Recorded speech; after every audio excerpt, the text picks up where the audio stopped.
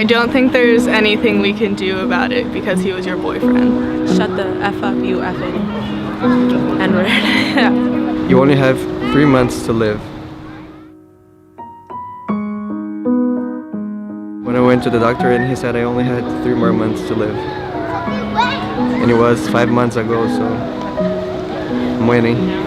I have a rare type of tumor.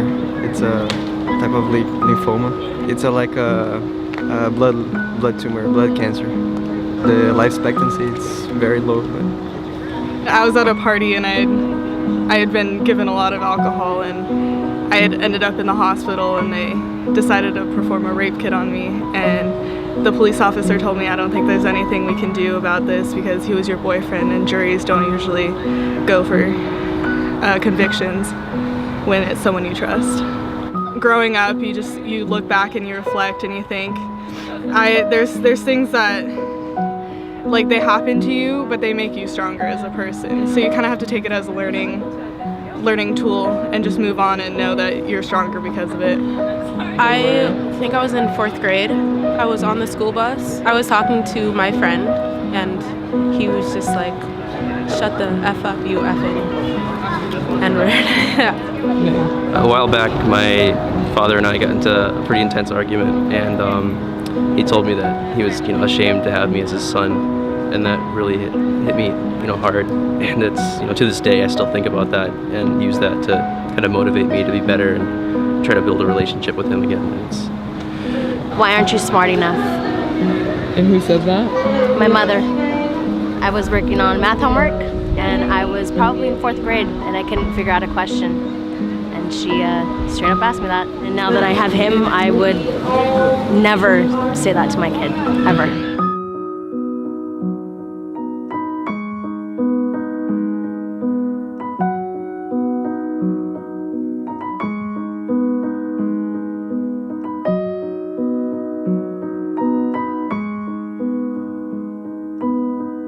I was in Mississippi in 1996, a place called Moss Point. A little Caucasian boy with his father called me the N-word inside of McDonald's.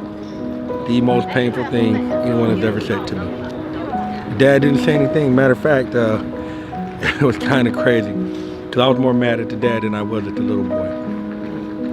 The most painful thing anyone has ever said to me is, it's okay, you're gay, but you have time to change that. Being away from you has been so good for me and my mental health. I can't spend time with you, Sky. How bad your mental health is makes you just a tiring person to be around. I don't love you. I'm no longer in love with you. Let's just be friends.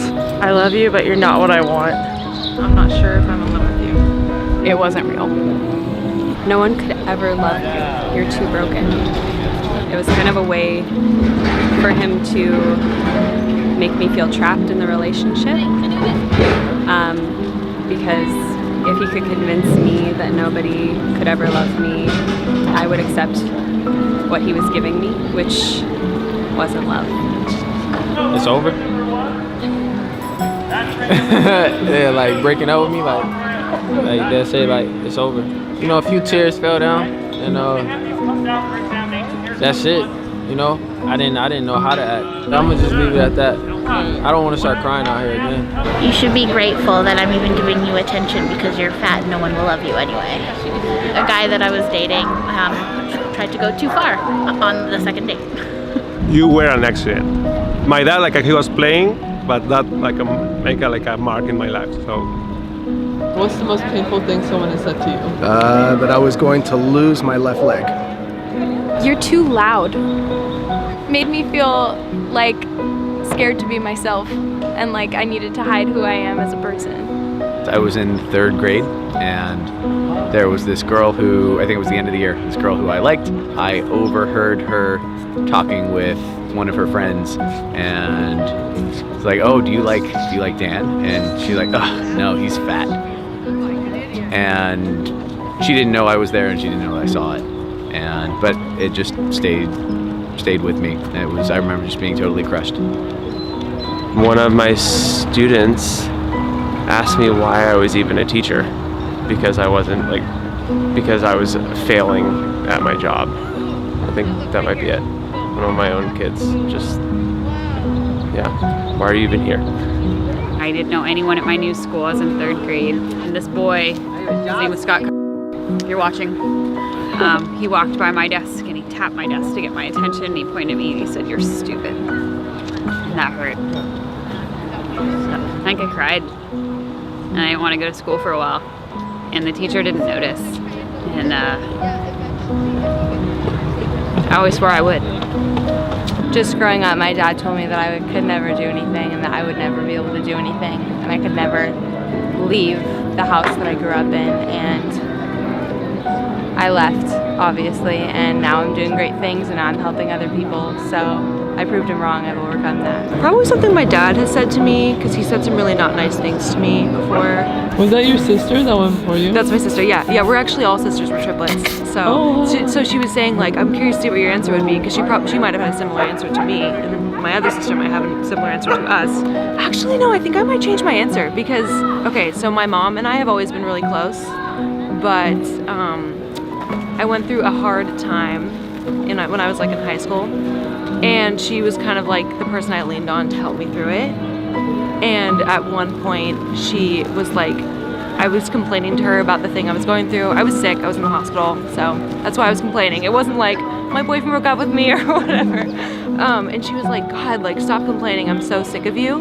And I didn't expect her to say that, and it made me so upset. And we didn't have the same relationship for like years after that, but I think it hurt me the most because I didn't expect it to come from her, you know? So even though I expect my dad to say some mean shit to me, you know what I mean? Like, he's just kind of, he's just that way, so it doesn't hurt as much, but when it came from her, I was like, that hurt. So that's probably the worst, I would say. I'm sick of you. I used to have really bad acne, and so I had a lot of scarring, and I remember one day I wanted to work without makeup, and my boss told me, "Oh, you look like, you know, like you do drugs, like you've been picking at your face." And it was so painful for me, and beyond that point, that's when I became obsessed with makeup. And I couldn't, for a long time, I couldn't go out of the house without makeup. And even now, I still struggle going out of the house with makeup, but I feel like slowly I'm gonna heal from that. And slowly the words will just become meaningless, but they were very impactful to me and still continue to be impactful to me. I was in kindergarten and I was in love with my kindergarten teacher. I thought she was just the coolest thing. But one of the hall monitors came in to give her a message, and I saw her because I knew the hall monitor, and I said, "Hi, so-and-so." And then I heard the teacher look at her and say, "Oh, you know that little black thing?" Changed me forever. I didn't like her anymore. It hurt my feelings, but it didn't stop me from loving people. So I think the most painful thing someone said to me is that my face is fat because I have really big cheeks and I smile a lot. But yeah, they didn't like that. So they were like, "Your face is fat." So that was kind of hurtful to me because I feel like that was my trademark. Like, you know, my cheeks are my trademark, so. Well, somebody called me the B word in front of like a lot of people, like on social media, and she didn't like cover the name or anything. It caused a lot of people to have like a different look on me. So yeah. When I was little in like 3rd grade, there's these kids, because I used to only hang out with boys.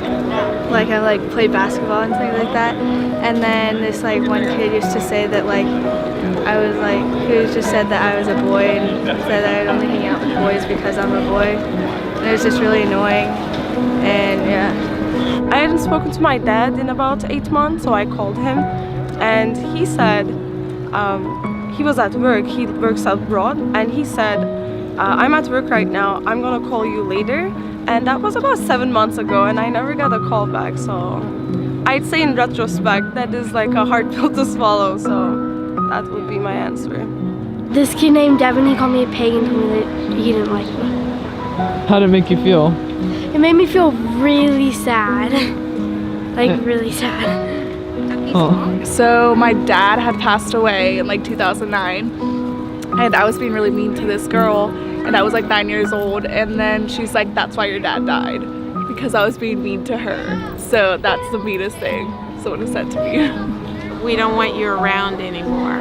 I was like 13 and I had a like really cool neighbors that I love very much, and I couldn't be at home because at home was hard. And they were like my home for me. But then it was just too much for them. They already had a family, and it was too much to take on somebody else who even just hung around. So that was probably the most painful thing I've ever experienced, you know. But it did teach me a lot. It teach me a lot about how making home in myself is good. My ex-husband was a drug addict, alcoholic, and he was extremely emotionally and mentally and verbally abusive, as well as physically abusive. And he used to tell me all the time that I'm stupid. And that's 100% the most painful thing anyone can say to me, because I pride myself on my intellect and my intelligence, and it's the thing that I think I'm best at. So he knew that was the thing that would get me. So he would say it almost daily: "You're stupid, you're stupid, you're stupid." The most painful thing that anyone has ever said to me, I was 12, I had an accident. My grandfather was driving a boat, my leg got hit by the propeller. My grandmother yelled it when they were bringing me up to the back of the house after the accident, and she said, "Who in the brought her here?" Thank you. Yeah, thank you as well. I think I do feel better.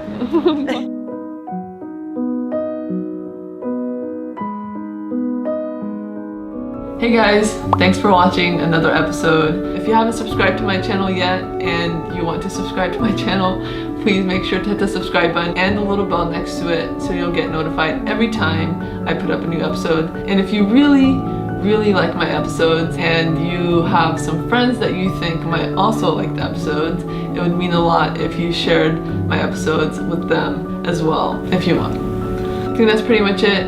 Thank you guys again, and I'll see you